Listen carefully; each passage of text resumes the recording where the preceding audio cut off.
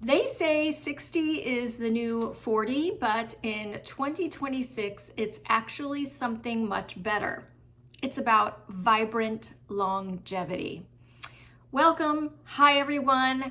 I am Sunshine. Please follow me on this journey as I kick off my YouTube channel and try to share information that seems interesting to me. I hope it's interesting to you. So like, subscribe so that you can follow me on this journey. And I welcome comments on what you'd like to see as far as the next list.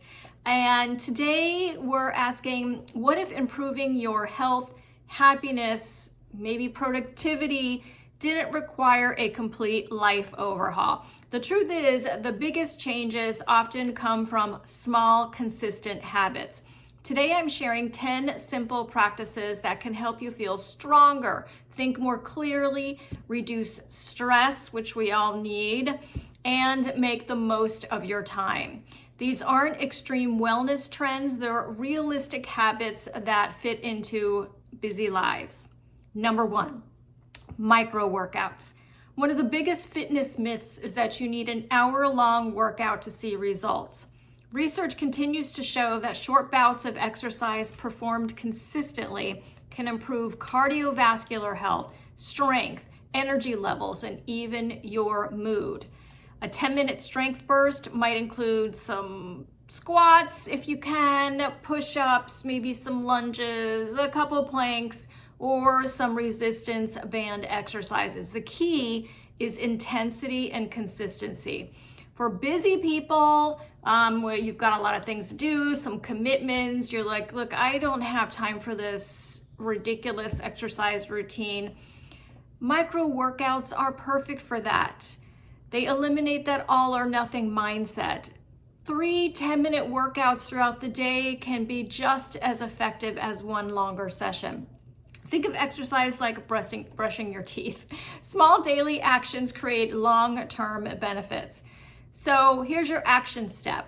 Schedule one 10-minute workout into your calendar this week and treat it like an important get-together between you and your body. Number 2, digital detox hours. Most of us spend hours every day responding to notifications, emails, messages, looking in social media. The problem isn't just that it's distracting, it's mental fragmentation.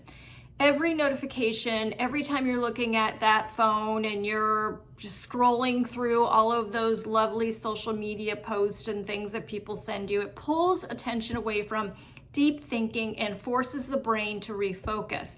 Over time, this can increase stress, reduce productivity, obviously, and contribute to mental fatigue. So digital detox hours involve intentionally disconnecting from screens during specific periods of the day. For some people, that means no devices during meals, or maybe for others, it means a technology-free hour before bed or a screen-free Sunday morning, however it works best for you. These periods create space for reflection, creativity, meaningful conversations, and mental recovery. So action step here is choose 1 hour each day where all notifications are turned off and devices are placed out of reach. Number 3, hydration with electrolytes. We've all heard the advice to drink more water, but hydration is about more than water alone. Electrolytes such as sodium, potassium, magnesium, and calcium help regulate fluid balance, muscle function, nerve signaling, and energy production. So if you're exercising regularly, maybe using the micro workout plan, or you're traveling a lot, spending time in hot climates, hello, Florida, where I'm at, definitely a check mark there, or simply feeling fatigued despite drinking water, electrolyte balance could be part of the equation. Many people mistakenly assume they're hydrated because they're drinking water, when in reality, they may be diluting essential minerals. That doesn't mean everyone needs sports drinks. Electrolytes can come from foods like fruits, yes, vegetables, oh yeah, nuts, love them, seeds, and quality electrolyte supplements if you need to supplement based on your diet. So action step here is start your day with water and consider adding electrolytes after exercise or during periods of increased activity. Number 4, the 80-20 rule for anti-inflammatory eating. Many diets fail because they're too restrictive.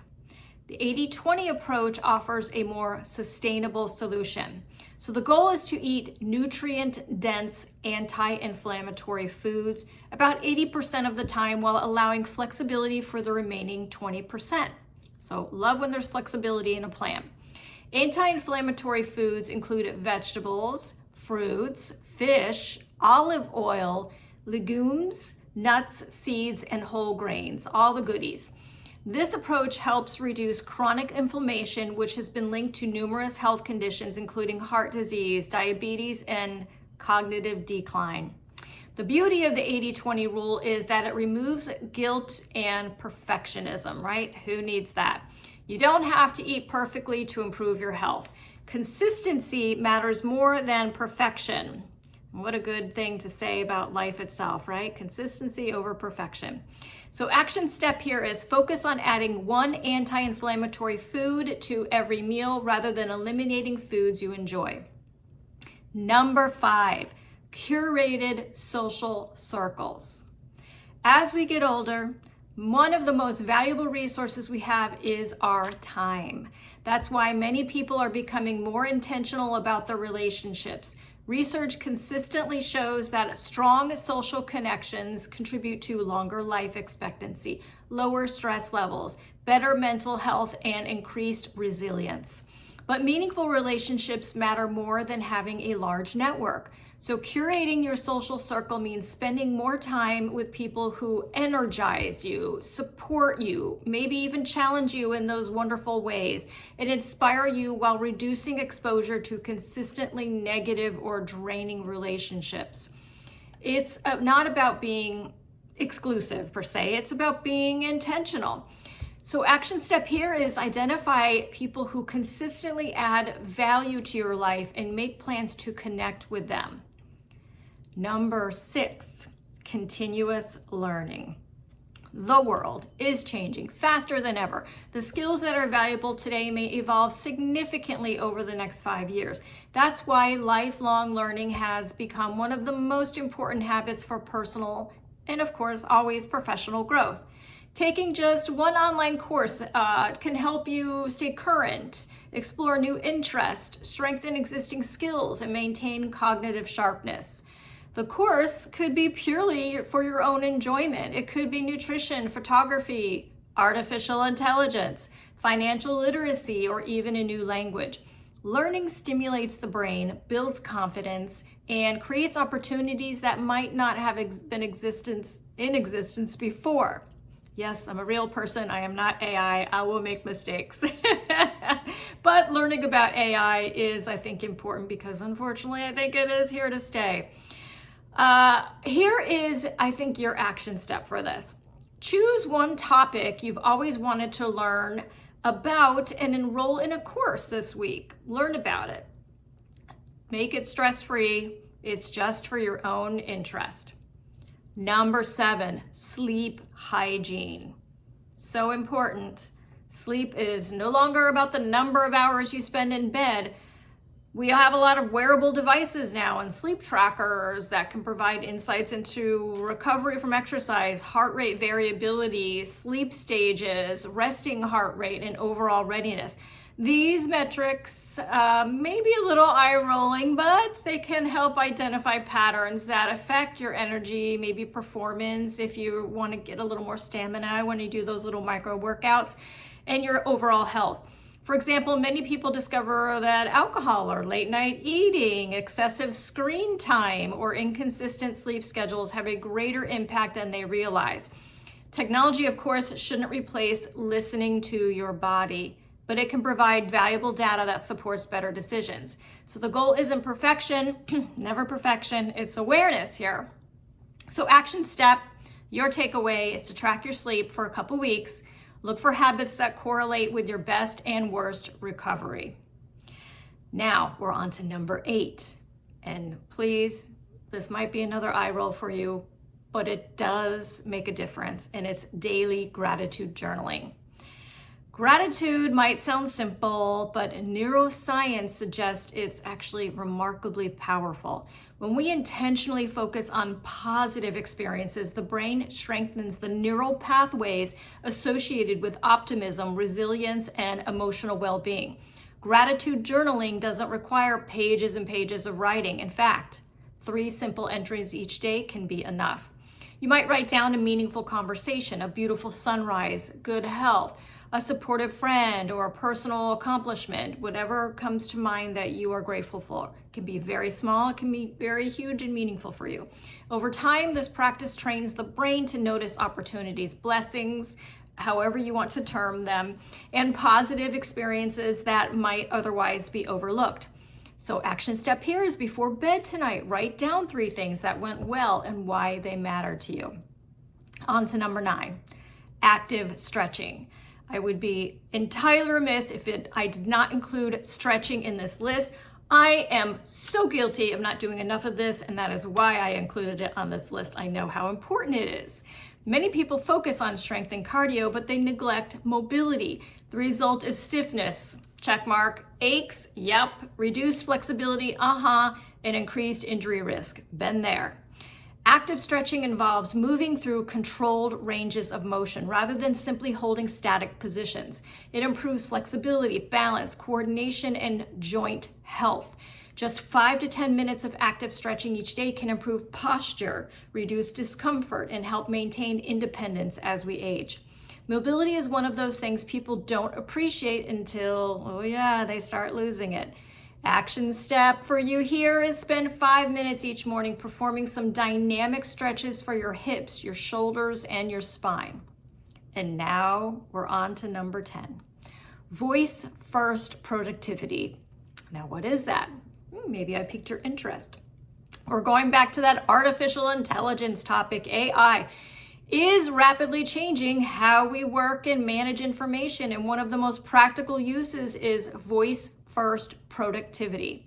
So instead of typing in notes or emails or reminders or task lists, a lot of people are using voice assistants and AI tools to capture ideas instantly. Now, I know this is a fairly controversial topic. In fact, there's been a lot of talk recently about these data centers that are going in or proposed. So I am entirely with you on the use of resources that those take. But I feel the need to throw this in there in case you are a little curious about what all of this means, how you can make it work for you.